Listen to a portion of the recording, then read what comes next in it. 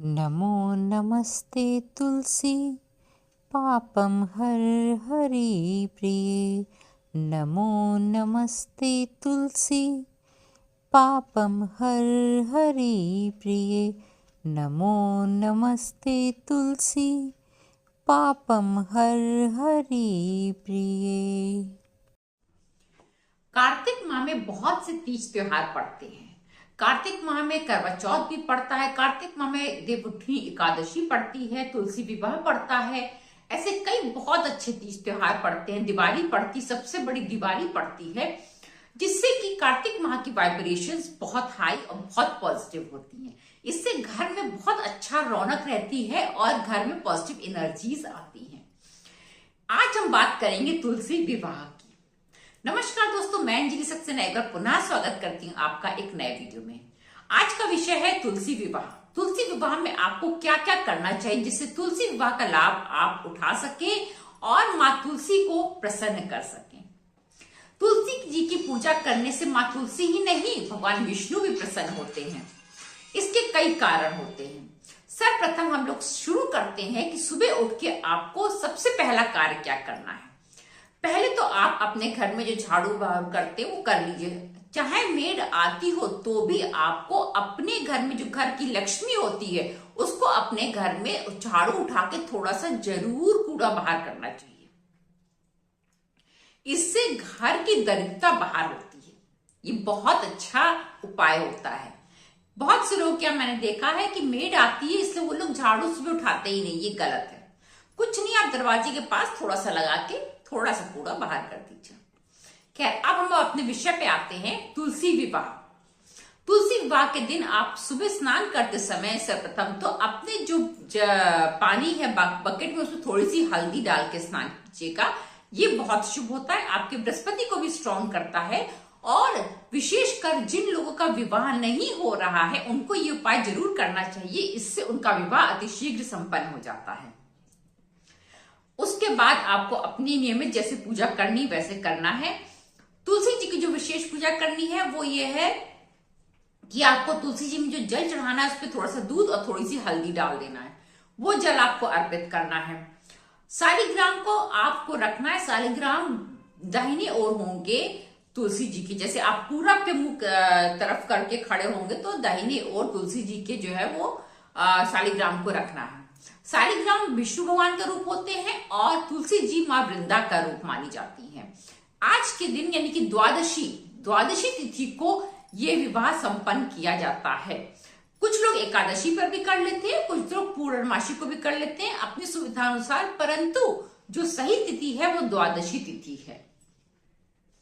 सन 2025 में ये द्वादशी तिथि पड़ेगी 2 नवंबर को। 2 नवंबर को तुलसी विवाह संपन्न किया जाएगा।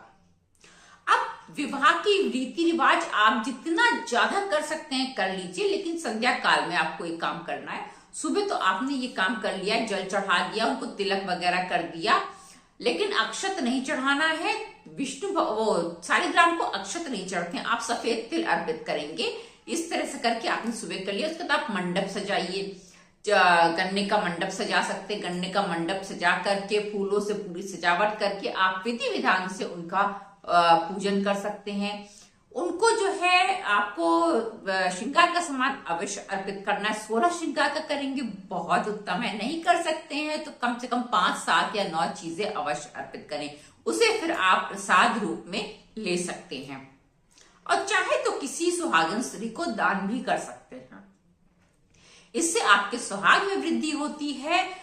और विशेषकर कुंवारी कन्याओं को ये कार्य जरूर करना चाहिए कि सुहाग का सामान अर्पित करके और किसी को दान कर दे। इससे उनका विवाह बहुत जल्दी होता है। जिस समय आप सुबह जल अर्पित करेंगे उस समय आपको कौन सा मंत्र बोलना है, ये मंत्र आप प्रतिदिन भी बोल सकते हैं और तुलसी विवाह वाले दिन तो विशेषकर बोलना चाहिए। वो मंत्र है, महाप्रसाद जननी सर्व सौभाग्य वर्धिनी आदि व्याधि हरा नित्यम तुलसी त्वम नमोस्तुते।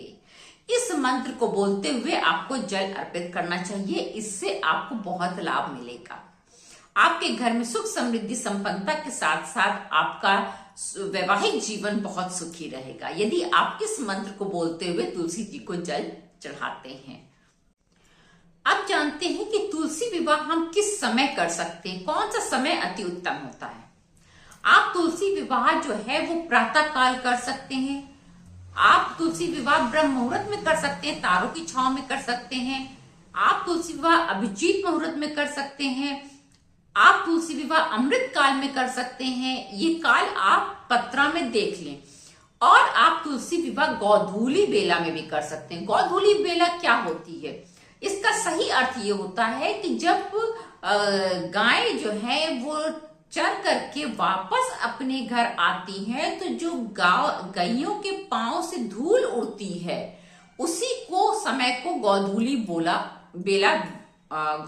बेला बोला जाता है। उसी समय को, उस समय दोनों समय मिलते हैं, यानी कि दिन का अंत हो रहा होता है, रात का प्रारंभ हो रहा होता है। तो उस समय भी आप ये कार्य कर सकते, तुलसी विवाह का कार्य कर सकते हैं। इस दिन जब आप तुलसी जी का श्रृंगार करें तो सिंदूर लगाना कदापि ना भूलें, क्योंकि सिंदूर अर्पण करने से आपके सौभाग्य में वृद्धि होती है। कुंवारी लड़कियों को विशेषकर तुलसी विवाह करना चाहिए। तुलसी विवाह करने से उनके विवाह में आ रही अड़चनें दूर हो जाती हैं। इसी दिन से विवाह का प्रारंभ होता है, विवाह के योग बनने लग जाते हैं।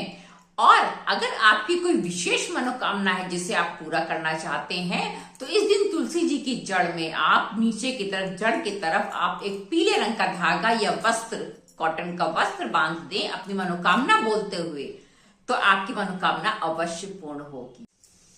तुलसी जी को फूल कौन सा चढ़ाना चाहिए? लाल फूल चढ़ा सकते हैं आप, गुलाब का, गुलहड़ का, गेंदे का फूल भी आप चढ़ा सकते हैं। इससे घर में सुख समृद्धि बनी रहती है। लेकिन उनको चंपा का फूल चढ़ाने से माँ लक्ष्मी प्रसन्न होती है। यदि आप उनको चंपा का फूल अर्पित करते हैं तो आपकी घर की दरिद्रता दूर होती है और माँ लक्ष्मी प्रसन्न होती हैं। इस दिन आपको तुलसी चालीसा का पाठ अवश्य करना चाहिए। यदि आप तुलसी चालीसा का पाठ नहीं कर सकते हैं, सुनना चाहते हैं, तो मेरे चैनल पे तुलसी चालीसा का पाठ पड़ा हुआ है, आप उसको भी सुन सकते हैं, श्रवण कर सकते हैं, वो भी आपको लाभ देगा। एक और मंत्र मैं बता रही हूं, जिसका विवाह नहीं हो रहा है वो उस समय तुलसी चालीसा का पाठ करने के बाद इस मंत्र का कम से कम जो है वो 21 बार पाठ अवश्य कर ले। 108 बार कर ले तो अति उत्तम है। वो मंत्र है, ओम सृष्टिकर्ता मम विवाह कुरु कुरु स्वाहा। ओम सृष्टिकर्ता मम विवाह कुरु कुरु स्वाहा। जिससे तुलसी जी प्रसन्न होकर के आपके विवाह में आ रही बाधाओं को अति शीघ्र दूर करती है। अगर आप ज्यादा कुछ नहीं कर सकते, आपके पास समय का अभाव है, तो आप कुछ ना करके एक देशी घी का दीपक प्रज्वलित करके और उन्हें जो है वो मिठाई अर्पित करें, सुहाग का सामान अर्पित करें और उनको प्रणाम कर लें। इतना तो हर व्यक्ति कर ही सकता है। इतना ही करने से माँ तुलसी प्रसन्न हो जाएंगी। माँ तुलसी को प्रसन्न करने के लिए कुछ ना कुछ आप अवश्य कीजिएगा। इस मौके को यूं ही नहीं जाने दीजिएगा। फिर मिलेंगे एक नए वीडियो में एक नए विषय के साथ। तब तक के लिए नमस्कार।